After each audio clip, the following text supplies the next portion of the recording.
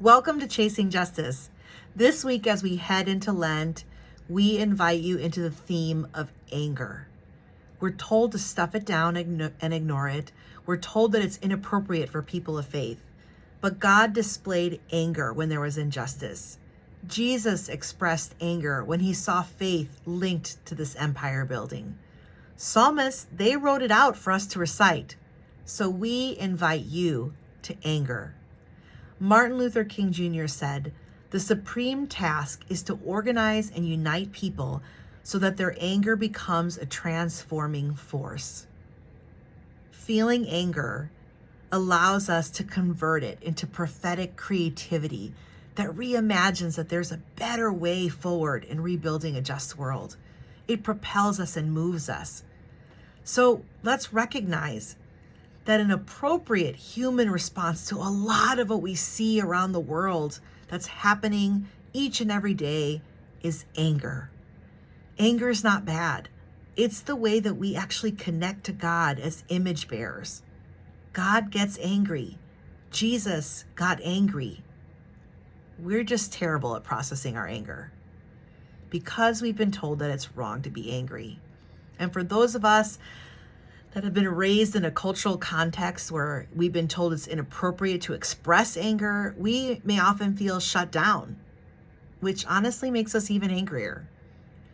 We may even have to uncover the layers of repressed feelings later on in adulthood. And if we were formed in a church setting that told us that our anger was ungodly or unbiblical, that's even worse.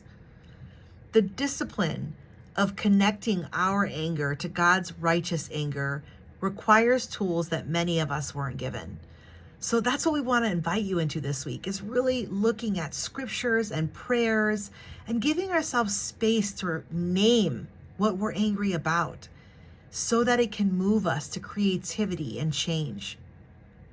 There's something so appropriate about our rage against injustice or idolatry. We long for, we dream towards a world in which all things are made perfect, as the Lord promises in Revelation 21. This fire for justice that many of us carry gets ignited when we're confronted with the wrongness of the world. But y'all, we're in good company. The prophets experienced this very emotion, and the anger is something that they're all very comfortable with. Nearly all the prophetic writings of the Old Testament show deep hurt and anger about injustice, false worship, or the misrepresentation of God's self-revelation.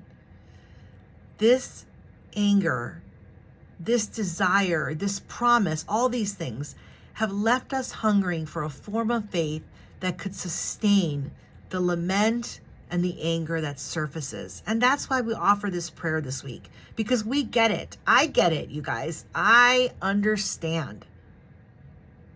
When we look out into the world and it's just too much.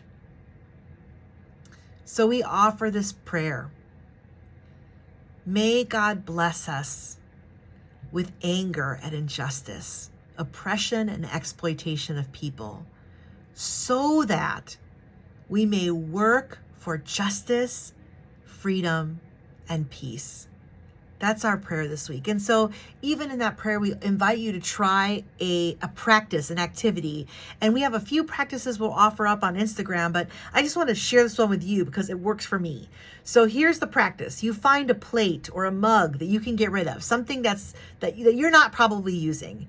And with that item in your hand, you think about whatever lack of human flourishing has made you angry this week.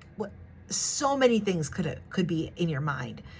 And imagine that cup or that plate or that thing represents that injustice or oppression.